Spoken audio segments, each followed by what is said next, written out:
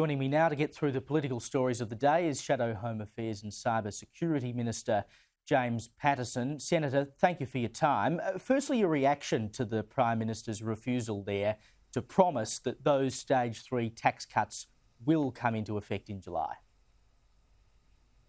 Well, it's good to see the Prime Minister getting some tough questions and follow-up questions on the ABC, but I agree with your analysis in your editorial, Caleb. I think the Prime Minister is trying to leave himself wiggle room to walk away from this very clear election commitment that he made, and that they do reserve the right to make changes in the budget in May before these tax cuts come into force on the 1st of July. I mean, it was exposed in Capital Brief last week, a story by Anthony Galloway and his colleagues through an FOI request that the Treasurer, Jim Chalmers, asked his department to cost options for changing the tax cuts. Now, why would you do that if you didn't intend to do it? But let's make no mistake, this would be a very significant broken promise because it was very clearly committed to by the Prime Minister, and it is already legislated. It will come into effect on 1 July. They have to put legislation through the Parliament. They have to repeal the tax cuts or change them in order to reverse this, and that would amount to a tax increase for many, many Australians who are counting on this at a time when they're facing very serious cost of living pressures.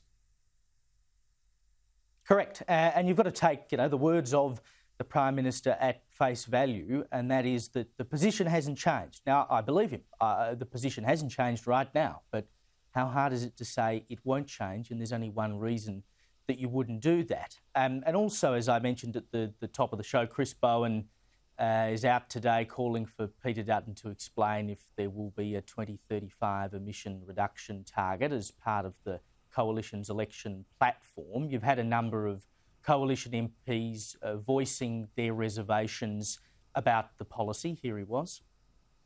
It's time for him to stop the nonsense, to get on with announcing some policies, tell us what his climate change and energy policy is. I'm very clear. We'll have a 2035 target. It'll be very clear to the Australian people before the election what it is. On their more honest moments, concede that nuclear has no realistic possibility of being anywhere near up and running by 2030 in Australia.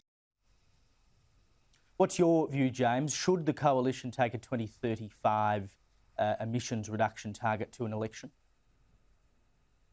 We'll announce our comprehensive energy and climate change policies well before the next election, but the last person we'll be taking any advice from about how to do that would be Chris Bowen, because he is presiding over right now an unmitigated disaster in the energy market, which is driving up costs for households, which is driving up costs for business. We saw the refinery in Western Australia at Alcoa announce a closure this week, costing hundreds of jobs on his watch as Energy Minister, and one of the factors was the increased cost of energy that they'll be facing.